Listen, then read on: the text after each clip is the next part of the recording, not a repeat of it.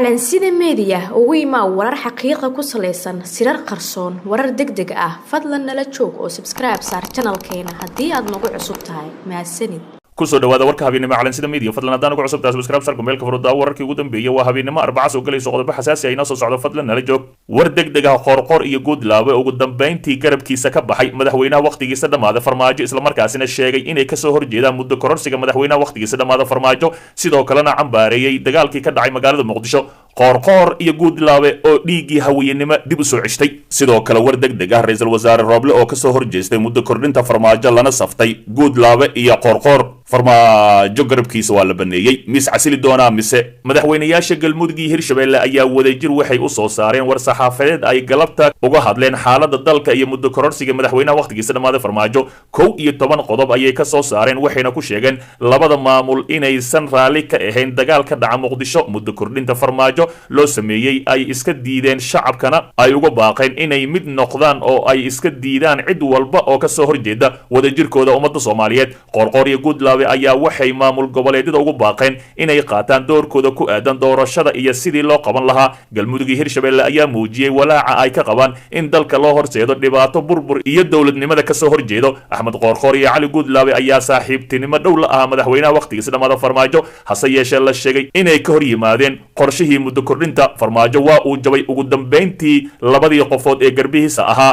oo uu ku tashanayay ayaa ka soo horjeestay guul weyn ayaa u soo hoyatay mucaaradka isla markaasina qorqor iyo Cali Goodlaabe ayay shaki weyn ka qabeen in ay taageeraan muddo kororsigii ugu dambeyntii banaanka ayay iska keeneen Farmaajo garbihiisa waa laga baxay kala war weyn ra'iisul wasaare Roble asna war murtiyad soo saaray isla markaasina ka hor yimid muddo kororsiga madaxweynaha waqtigiisa dhamaada Farmaajo lana saftay qorqor iyo Goodlaabe Farmaajo meel cidla ayuu ku soo dhacay saacadaha soo socda ayaa la filayaa inuu shacabka Soomaaliyeed la hadlo mees casili doona mase labadii sano ayuu ka laaban doona war murtiyad ayuu soo saaray markii aan tixgeliyay duruufaha adag ee dalka uu ku jiro iyo baahida qabo in xal degdeg ah laga gaaro arrimaha doorashada ee cakiran markii aan la tashiyo balaaran la sameeyay qaybaha kala duwan ee bulshada Soomaaliyeed waxaan soo saaray war murtiyad ayuu yiri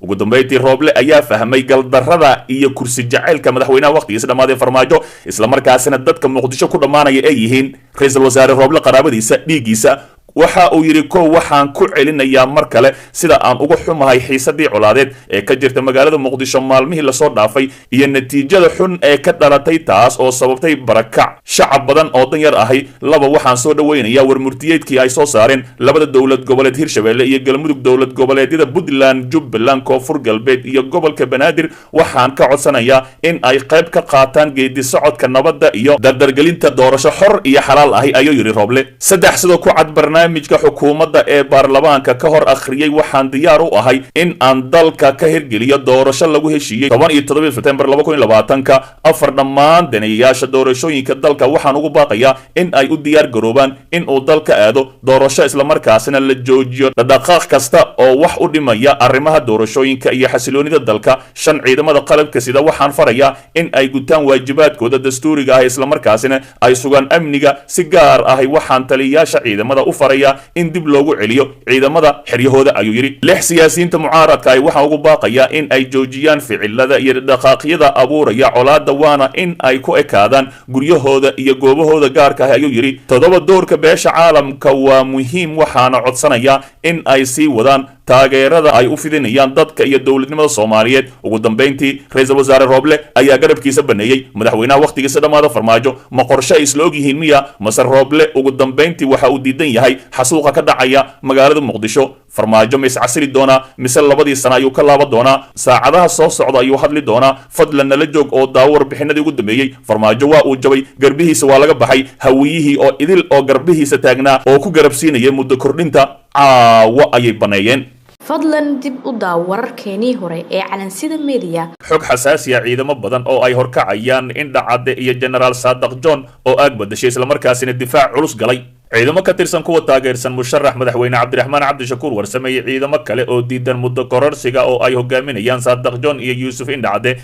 ayaa isaga guuray agagaarka madaxtooyadii hore Cabdiqaasim Salaad Xasan halkaasi oo ay ku sugnaayeen habeenadii tagay isla markaasina difaac culus ay kaga jireen ciidamada ayaa wararka la helaya waxa ay sheegayaan inay u guureen dhinaca xaafadda Siigaale ee degmada Hodan halkaasi oo iyaga iyo madax la socota ay fariisin cusub halkaasi ka sameysteen General Saadaq John iyo Yuusuf Indhacade ayaa lagu soo waramayaa inay inay tallaabada ay qaadeen ay ku sheegeen istaraatiijiyad ciidan oo ay ka ag bedesheen xaruntoodii hore waxaana hadda ay u muuqdaan inay isku fidinayaan deegaano cusub ayaga oo ku soo dhowaanaya dhanka iyo madaxtooyada villa Soomaaliya waxay sidoo kale ku xirmeen ciidamo kale oo horay u haystay xaafadda Barmoodo dabka iyo qaybo ka mid ah howlwadaag kuwaasi oo iyagana ka soo horjeeda dowladda kuna beel ah ra'iisul wasaarihii hore ee Soomaaliya Xasan Cali Khayre waxaana hogaaminaya gudoomiyaha degmada Daynile Master Jacfar arintani ayaa ka dhigan in wadada inta badan xaafadaha ka hooseeya Maka al-Mukarrama ee ka tirsan howlwadaag iyo hodan ay haystaan ciidamada ka soo horjeeda madaxweynaha waqtigiisa dhamaada Maxamed Cabdullaahi Farmaajo dhinaca kale ciidamada ammaanka ee dowladda ayaa bilaabay inay furaan wadada u dhaxaysa isgoosyada kiiloomitir 4 iyo Tarabuunka halkaasi oo horay ay dhufaysyo uga sameysteen ciidamada ka tirsan kuwa taageersan mucaaradka oo ilaalo u ahaa musharax madaxweyne Cabdiraxmaan Cabdishakuur Warsame Saadaq John iyo Yuusuf Indhacde xaaladda magaalada Muqdisho ayaa maanta deganeed waxaana goobihii lagu dagaalamay ee xaafadaha degmooyinka hodan iyo howlwadaag ka socda barakac xooggan oo ay sameynayaan dadka shacabka ahi iyaga oo ka cabsi qaba in mar kale dushooda lagu dagaalamo hase ahaatee Cabdiraxmaan Cabdishakuur Warsame Saadaq John General Indhacde iyo ciidamo kale halkaasi ayay dhufays culus ka galeen dhinaca kale ciidamada dowladda oo weerar xooggan ku qaaday warbaahinta raadiyo mustaqbal ee gudaha magaalada Muqdisho ciidamada dowladda ee daabacsan madaxweynaha muddaxileedkiisa dhamaaday Maxamed Cabdullaahi Farmaajo ayaa saaka aroortii weerar kula jarmaaday xarun warbaahineed oo ka howlgasha caasimadda Muqdisho sida lagu sheegay war ka soo baxay maamulka idaacadda mustaqbal ee magaalada Muqdisho ciidamada ayaa galay xaruntooda ku taala agagaarka isgoyska kiiloomitir 4 iyadoo halkaasi ka geystay falal burburin ah iyo la wareegida agabkaasi xarunteena kiiloomitir 4 waxaa galay ciidamada dowladda waxa aan dalbanaynaa in ciidankaasi si nabad ahi uga baxaan dhismaha mustaqbal media waxa aan ka codsanaynaa wasaaradda warfaafinta in ay qaado tallaabo looga hortagayo in shaqaalaha iyo qalabka dhibaato loo geysto ayaa lagu yiri qoraal ka soo baxay idaacadaasi muddo kadib qoraal kale ayay idaacadda ku sheegtay in ciidanka dowladda ee galay xaruntooda ay burburin ku bilaabeen qalabka ayna la baxayeen kumbiyuutarada warqabadka iyadoo galay qaybta liiska waxa aan codsanaynaa in aan dowladdu qaadin tallaabo xun oo lagu waxyeeleynayo warbaahinta madaxa bannaan ee Soomaaliya wararkii ugu dambeeyay ayaa sheegaya ciidamada dowladda ee galay xarunta idaacadda mustaqbal ay jirdileen qaar ka mid ah shaqaalaha ayna qaateen qalabkii warqabadka iyo maamulka ee xaruntaasi ma jirto wax war ah oo ka soo baxay dhinaca hay'adda dowladda federaalka iyo maamulka gobolka Banaadir oo ku saabsan dhacdadaani foosha xun dhinaca kale ciidamo ka amar qaata madaxweynaha waqtigiisa dhamaada Farmaajo oo xiray wadooyinka soo gala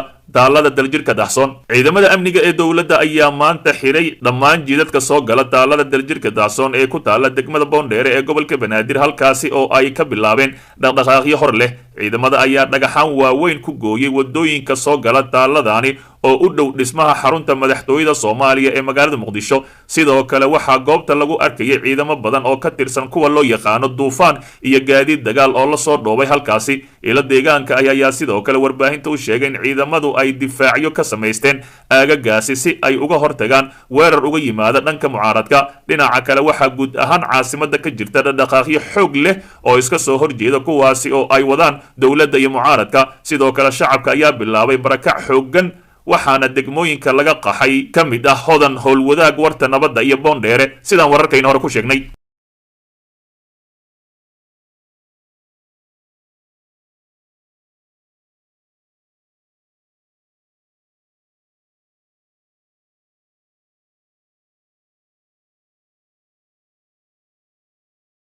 dhagaystow ogow haddaadan halka qayb ka noqon waxaad qayb ka tahay dhibaatada dalka calansida media ugu imaa warar xaqiiqa ku saleysan sirar qarsoon warar degdeg ah fadlan nala joog oo subscribe saar channelkeena haddii aad nagu cusub tahay mahadsanid